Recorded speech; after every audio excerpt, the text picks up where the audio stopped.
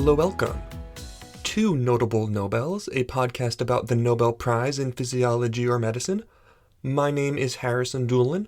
I'm a postdoctoral scientist at the Fred Hutch Cancer Center in Seattle, and I will be your host for this web series. Now, the purpose of this series is to trace key advancements made in the biological and medical sciences over the past 125 years or so, and we're using the Nobel Prizes in Physiology or Medicine as a guide. Now, every career has its highest prize, and for scientists, that prize is the Nobel Prize.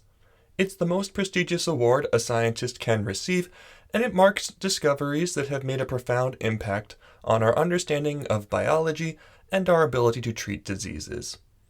Today, we will be examining the 1988 Nobel Prize in Physiology or Medicine, specifically the part awarded to Gertrude B. Elion and George H. Hitchings. The Nobel Assembly at the Karolinska Institute chose to give Elion and Hitchings the award, quote, for their discoveries of important principles for drug treatment, unquote. We will be looking at the experiments Elion and Hitchings did to understand how nucleic acids are used by cells, how those insights led them to the discovery of acyclovir, which was the first widely used antiviral drug, and we'll also talk about how similar antiviral drugs have since come into widespread use. This episode will build on our previous episodes looking at antimicrobial drugs, particularly the previous two episodes on ivermectin and artemisinin, as well as episodes 9, 10, and 11 that covered antibiotics. So if you haven't listened to those episodes, now would be a good time to pause and go check them out. Before we get into the science, let's look at the background of today's Nobel laureates. George H. Hitchings was born in 1905 in the small city of Hoquiam in Washington State, USA, to a family of shipbuilders. His parents were avid readers with a love of learning, and they encouraged their children's academic interests. Hitchings attended Franklin High School in Seattle before starting his undergraduate studies at the University of Washington in 1923. Hitchings originally entered college as a pre-med student, but he switched his major to chemistry after he was won over by the enthusiasm of the teachers and the students in the chemistry department. After finishing his undergrad training, he stayed at the University of Washington for a master's degree, which he completed in 1928. He then entered a PhD program in the Department of Biological Chemistry at Harvard Medical School, and he finished his PhD in 1933. 1933 was not a great year to be finishing grad school. It was the middle of the Great Depression, and unemployment in the U.S. was over 20%. Hitchings bounced around different jobs for the rest of the 1930s, then his career really got started in 1942 when he joined the biochemistry department at the Wellcome Research Laboratories in Tuckahoe, New York, which was then an extension of the London-based pharmaceutical company of the same name. Today, the company is known as the Burroughs Wellcome Fund and is based in North Carolina. Hitchings would spend the next 34 years at the company, and it was there that he would meet Gertrude B. Elion, and the two of them would conduct their Nobel Prize-winning research. Gertrude B. Elion was born in New York City in 1918 to parents who had immigrated to the U.S. from Eastern Europe. Her father was a graduate of New York University's School of Dentistry, and he ran a dental practice in Manhattan. She thoroughly enjoyed school growing up, to the point where she had a hard time deciding what degree to major in when she entered college. One thing that impacted her was the death of her grandfather from cancer. This led her to pursue a science degree. She entered Hunter College in New York City in 1933 and graduated with a degree in chemistry. Her hope was to go on to graduate school, but her prospects weren't great because of the Great Depression. The poor economy meant few laboratories were accepting graduate students, and the few that were often only accepted male students. Nevertheless, she persevered and eventually entered a master's program in chemistry at New York University in 1939. When she completed her master's degree in 1941, the economic outlook for chemists was considerably better. World War II had started, and chemists were needed to fill new industrial positions as countries geared up for war. Elion went to work as an industrial chemist, but quickly grew bored with the position. While she was happy to be working in a lab, she wasn't doing research. She found the industrial work repetitive, and she wanted to switch to something more intellectually stimulating. She therefore applied to an open assistant scientist position at Wellcome Research Laboratories in the lab of Dr. George Hitchings, our other Nobel laureate for today's episode.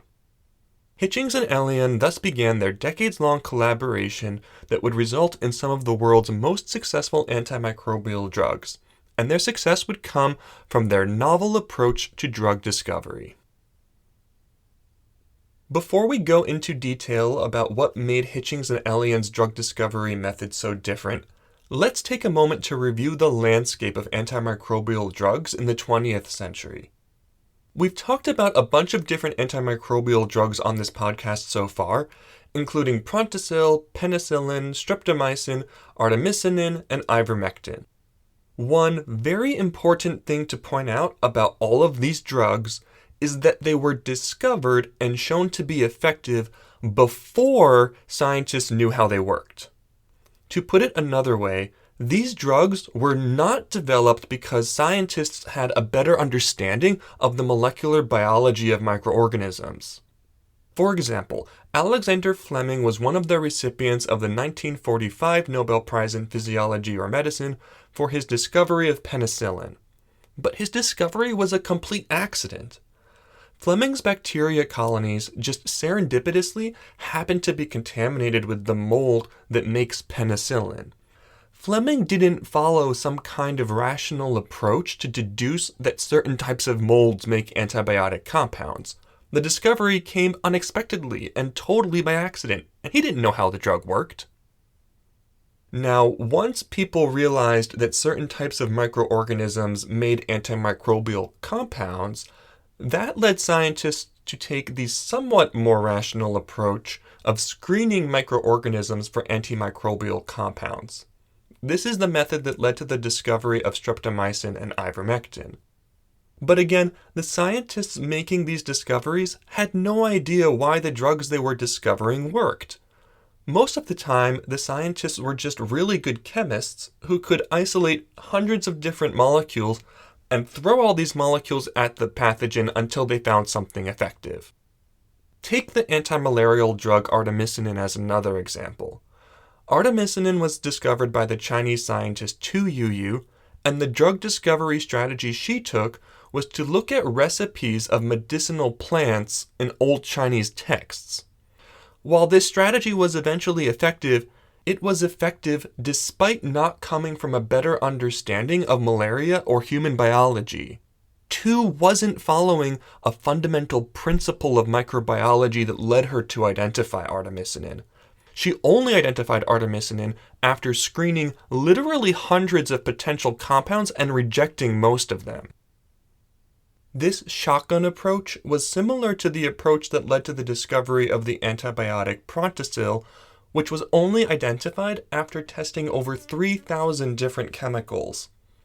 We can call this the trial and error approach to drug discovery, or maybe we can call it the just test everything until you get something that works approach. While this did eventually give us some very useful drugs, it wasn't a particularly efficient or rational approach to drug discovery. However, as the decades of the 20th century moved on, the molecular and chemical approaches to biology became more and more dominant. Scientists were learning a ton about the molecular workings of cells and microorganisms, and the more they learned, the more they dreamed about eventually applying this new knowledge to develop cures for human diseases.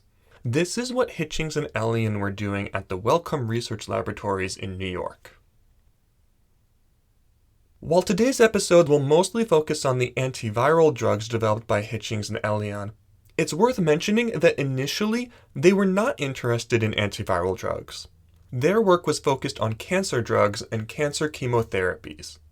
But this focus on cancer was connected to why they eventually were able to make the switch to antiviral drugs.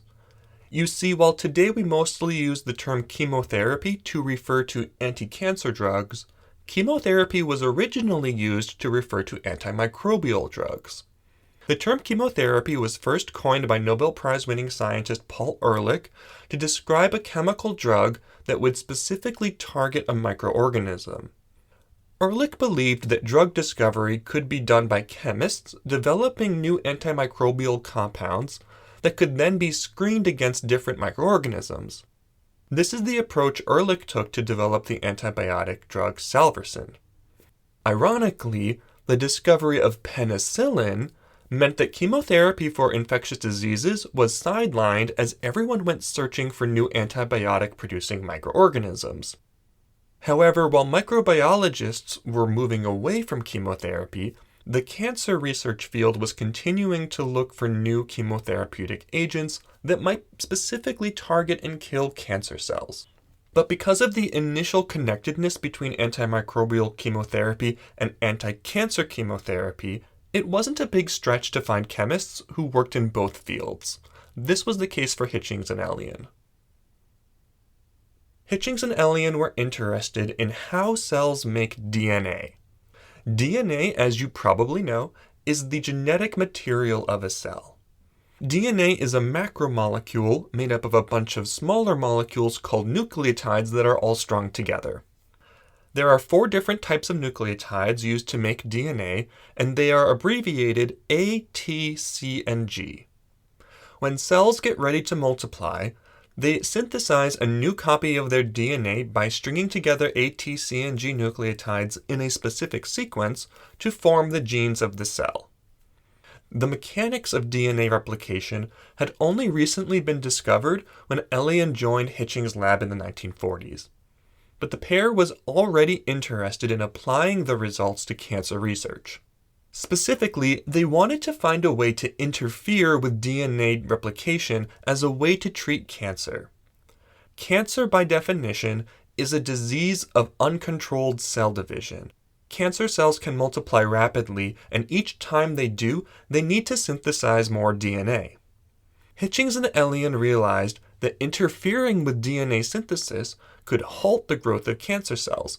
And because cancer cells need to synthesize DNA at a much higher rate compared to ordinary cells, the treatment would, in theory, be specific enough to leave healthy cells alone. In order to interfere with DNA synthesis, the pair of scientists envisioned a molecule called an antimetabolite. This antimetabolite would interfere with the normal metabolism of nucleotides to make DNA. The pair reasoned that such a molecule would be similar in structure to a normal nucleotide, similar enough so that the cell would try to use it for making DNA. But the molecule would also be different in key ways that would prevent DNA synthesis from occurring. To test their idea, Elion and Hitchings began synthesizing different versions of nucleotides to see if any could inhibit DNA synthesis in cancer cells. Their work paid off, and they developed a drug called mercaptopurine. Mercaptopurine looks very similar to the precursor molecules used for making the A and G nucleotides for DNA synthesis.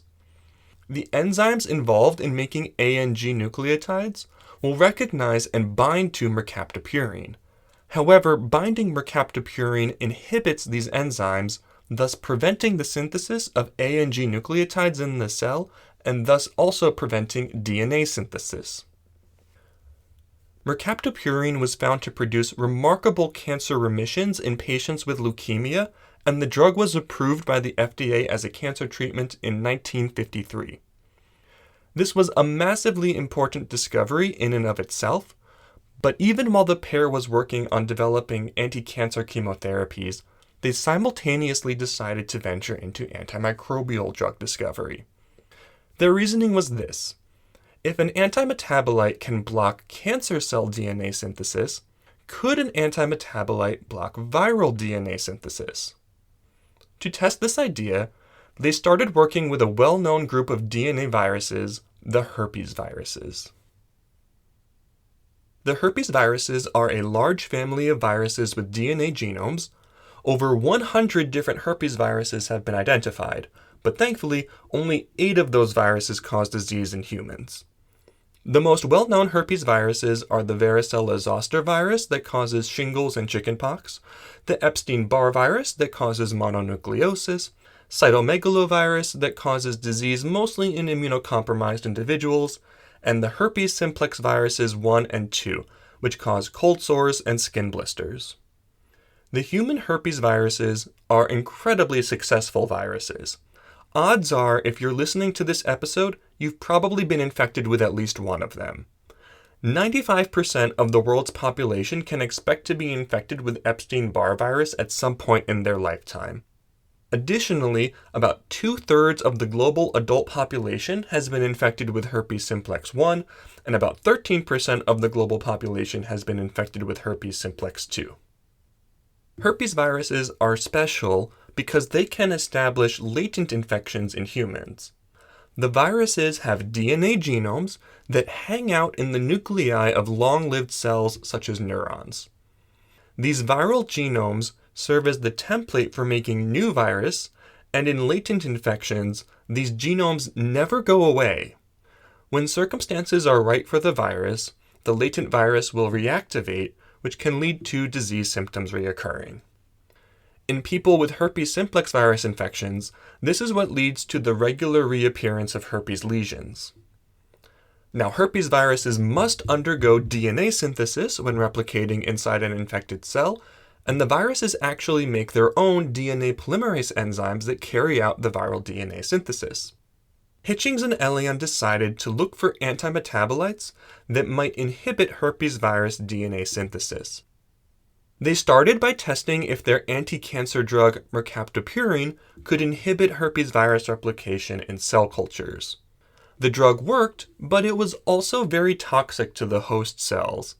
This was because the drug inhibited DNA synthesis not just of the virus, but also of the host cells. The team needed to find a drug that could selectively target the virus DNA synthesis while leaving the host cells alone. This was easier said than done. The group tested a range of different analogs of nucleotides as well as their precursor molecule called nucleosides to see if any would be an effective as well as non-toxic drug. They eventually found one, a drug they initially called acycloguanosine that now goes by the name acyclovir. To understand how acyclovir works, let's use an analogy. I've been getting into rock climbing since moving to Seattle, so I'm going to use a rock climbing adjacent analogy.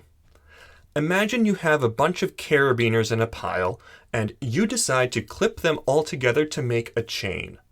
You start by clipping one beaner to the bottom of another beaner, then you clip another beaner to the bottom of the second beaner for a total of 3 beaners, and you keep adding beaners to the bottom of the chain to make it grow. Now imagine you get to a carabiner that someone has taken a pair of pliers to so that the bottom loop has been cut open. You clip in the top part of the busted beaner to the end of the chain, but then when you try to add the next carabiner, you realize you're stuck. The last link in the chain has been cut, so there's nothing you can attach the next beaner to. You can't extend the chain any further. Acyclovir is kind of like this busted carabiner. Acyclovir is similar in structure to the precursor molecule used to make the G nucleotide in DNA synthesis. When the herpes virus polymerase is synthesizing new viral DNA, it will try to link the acyclovir molecule to the growing DNA chain. However, acyclovir lacks a critical chemical group needed for DNA elongation, so no more nucleotides can be added to the DNA chain once acyclovir has been incorporated. This results in premature termination of DNA synthesis, and the virus fails to finish synthesizing its genome, which shuts down production of new virus. Now, what's really cool is that acyclovir is preferentially recognized by the viral polymerase over the host cell polymerase. In other words, human cellular DNA polymerase is not very good at recognizing acyclovir and incorporating it into DNA. This reduces the toxicity of acyclovir.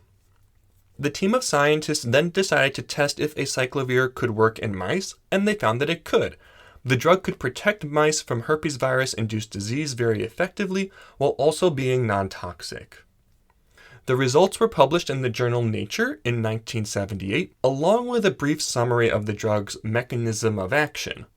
Importantly, the mechanism of action of acyclovir had already been worked out before the drug was tested in animals, which was highly unusual compared to most of the other antimicrobial drugs in use at the time. This represented a major shift in the drug discovery process. Human trials showed the drug to be remarkably safe and also highly stable, even when given as an oral pill. People who took acyclovir for herpes simplex infections saw fewer episodes of herpes lesions and also faster healing times for lesions. Now, it's worth noticing that acyclovir doesn't cure herpes infections. Acyclovir blocks the synthesis of new virus DNA and therefore the production of new virus. However, acyclovir can't do anything about the latent virus DNA already present in the cell. So while acyclovir is great at suppressing herpes replication, it doesn't result in a herpes cure. Nevertheless, it's still a great drug. It was approved for use by the FDA in 1982 and has become one of the most widely used drugs of all time, primarily for treating herpes simplex infections. The Nobel Assembly took notice, and in recognition of their work in rational drug design, Hitchings and Elion were co-recipients of the 1988 Nobel Prize in Physiology or Medicine.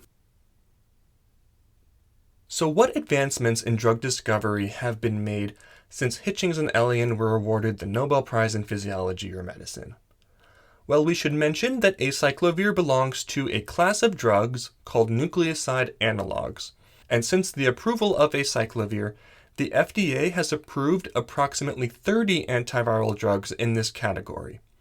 Notable examples of other important nucleoside analog drugs that were developed after acyclovir include AZT, the first effective anti-HIV drug, sofosbuvir, which is used to cure hepatitis C virus infections, and remdesivir, which is used for treating COVID-19 infections. Lots of nucleoside analog drugs remain in development for emerging infectious diseases, and they are also still used as cancer chemotherapies.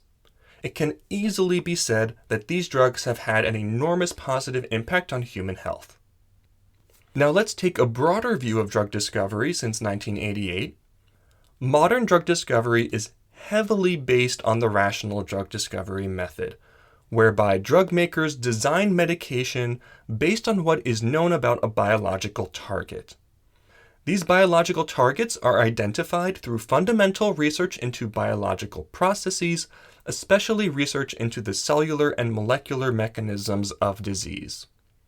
In many ways, these scientists researching fundamental biological processes are a lot like toddlers that love to just keep asking the question, why?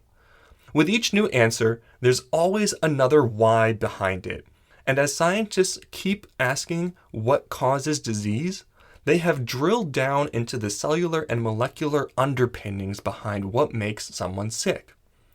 This new understanding has provided scientists with a rationale to go after specific molecular and cellular targets to produce treatments and cures for diseases. While the trial and error approaches to drug discovery are still used, most modern drug discovery approaches use the rational method. We can look at the current work being done to cure herpes virus infections as an example of this.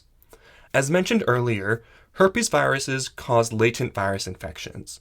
The virus is never fully cleared from the body because the viral DNA remains inside infected cells, and this latent virus DNA can reactivate to produce new virus and new rounds of disease symptoms. For scientists interested in developing cures for herpes infections, this latent virus genome has become a target of new antiviral therapies. The rationale is that if we can eliminate the latent virus DNA, we can cure herpes virus infections. Many scientists are working towards this goal, including the Jerome Lab at the Fred Hutch Cancer Center in Seattle, where I currently work. The Jerome Lab is using gene therapy enzymes to target and cut up the latent herpes virus genomes, which potentially could result in a cure for herpes. Wrapping things up, I want to mention that the rational drug design approach is not specifically a strategy for antimicrobial drug design. It touches all aspects of medical science. Fundamentally, Rational drug design works off the principle that the more we understand basic biological processes, the better we will be able to manipulate those processes to keep people healthy. As scientists continue to get a better understanding of what causes human diseases, new drug targets are being identified and new drugs are being developed. The rapid pace of new drug discovery in the present age is truly remarkable. New tools like the gene editing tool CRISPR and the protein folding algorithm AlphaFold are leading to very exciting new hypotheses and therapies. It really is a wonderful time to be a scientist, and I'm very excited to see what new discoveries people will publish in the near future. Okay, that concludes this episode of Notable Nobels. This episode was recorded on November 29th, 2024. I want to thank Digital Mind Productions for providing the music and Nicholas Wynn for the graphic design. If you want to know more about herpes virus treatments and potential cures, the Jerome Lab has produced a lot of online content ranging from short informational videos to scientific papers, so check that out if you're interested. Next time, we'll be looking at a very unexpected and unusual type of infectious disease, one that baffled scientists for a long time, and we'll ask the question, does an infectious disease need to be a living thing? Want to know more? Well, listen next time to find out. Thanks so much for listening. See you then.